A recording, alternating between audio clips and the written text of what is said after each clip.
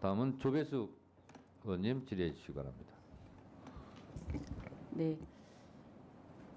헌법재판소 사무처장님. 예. 예.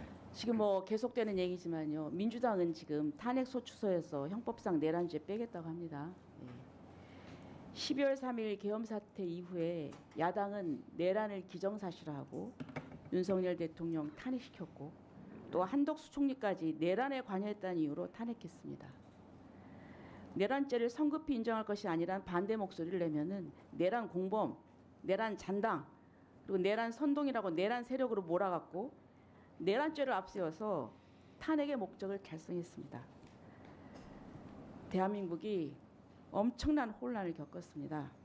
자, 그런데 이렇게 목적을 달성하고 난 뒤에 그냥 둘 경우에 심판에 시간이 걸릴 것으로 보고 빨리 탄핵 절차 종결짓고 조기 대선으로 가기 위해서 탄핵 사유에서 내란죄를 빼겠다고 합니다.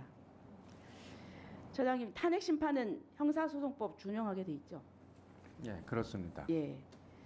자, 공소장은 검사가 쓰지만 탄핵 소추서는 이 국회가 지금 하지 않습니까? 그 탄핵 소추안은 국회에 제출이 되죠. 국회에 제출이 됩니다. 그리고 예. 국회의원들은 각자 이것을 어떻게 할 것인가 의사결정을 할 때 탄핵 소추안을 보고 거기 첨부된 증거를 보고 판단을 해서 찬반 투표를 합니다. 그리고 이 탄핵 소추안을 기반으로 해서 소추서가 작성이 됩니다. 그렇죠? 그렇기 때문에 저는 이 탄핵 소추안과 소추서가 동일해야 된다고 봅니다. 그런데 만약에 이 원안 가결된 탄핵 소추안을 헌재에 접수하기 전에 누가 뭘 넣고 빼고 한다면 그건 유효한 탄핵 소추가 아니죠. 그렇죠? 소추안 그대로 접수가 되는 걸로 알고 있습니다. 그렇죠. 예.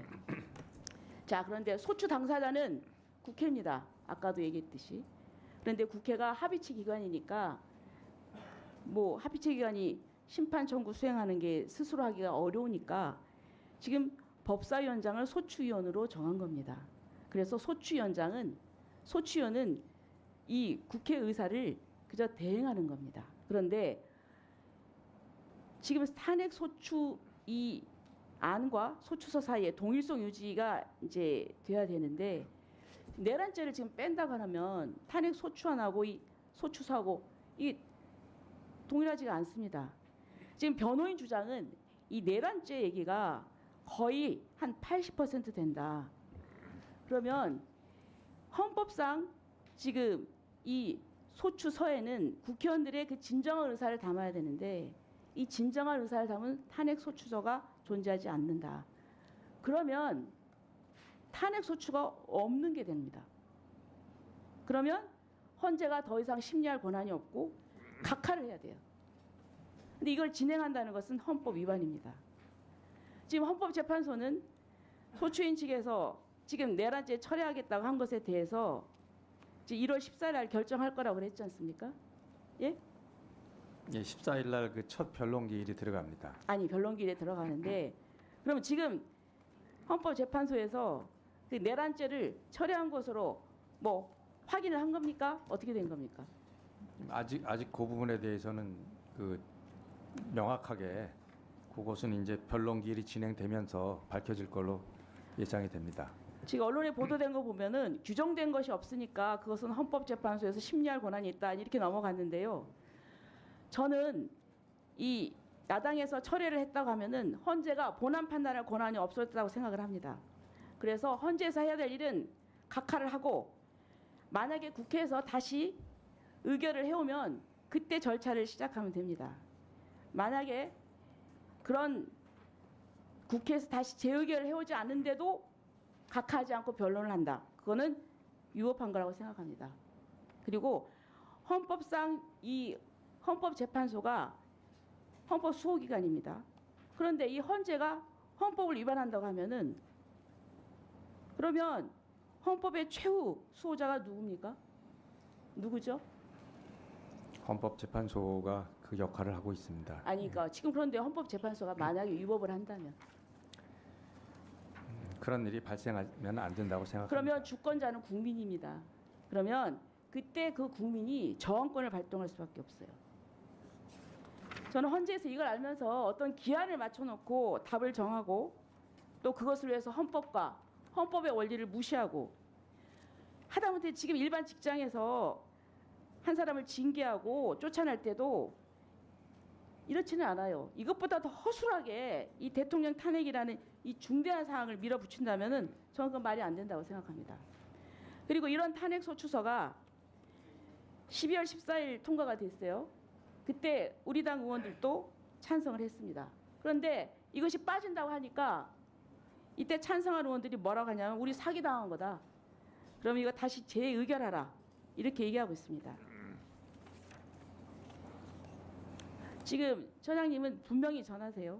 이 부분 탄핵 소추서하고 소추 안 하고는 동일성을 유지를 해야 된다. 그래서 이 대통령을 탄핵한다는 것은 정말 중대한 사건입니다. 이 절차가 공정해야 돼요. 그래야만 어떤 결론이 나도 사람들이 수용을 합니다. 그런데 지금 헌법재판소가 하는 걸 보면은 지금 어느 시점을 맞춰놓고 거기에 맞춰서 결론을 내려고 달려가는 것 같습니다. 그렇지 않습니까? 지금 그렇게 변론기를 그렇게 빨리 잡습니까? 헌법재판소에서 공정하게 지금 심리를 할 것으로 알고 있습니다. 아무튼 저는 정말 처음에 온 나라를 내란으로 떠들썩하게 해가지고 탄핵 심판 사이에다 넣어가지고 정말 그래서 탄핵을 성공시켰는데 이제 와서 목적을 달성하니까 이게 이제 거추장스러우니까 그걸 빼는 전 정말 문제라고 생각합니다. 자, 그다음에 우리 공수처장님.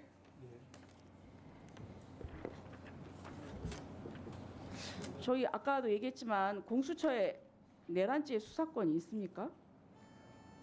조금 전에도 말씀드렸듯이 직권남용 권리행사방해죄에 대해서 공수처법에 명시적으로 수사 대상을 적고 있고 그 관련 행위로서 내란죄 지금 피해자 그다음에 범죄 대상 등이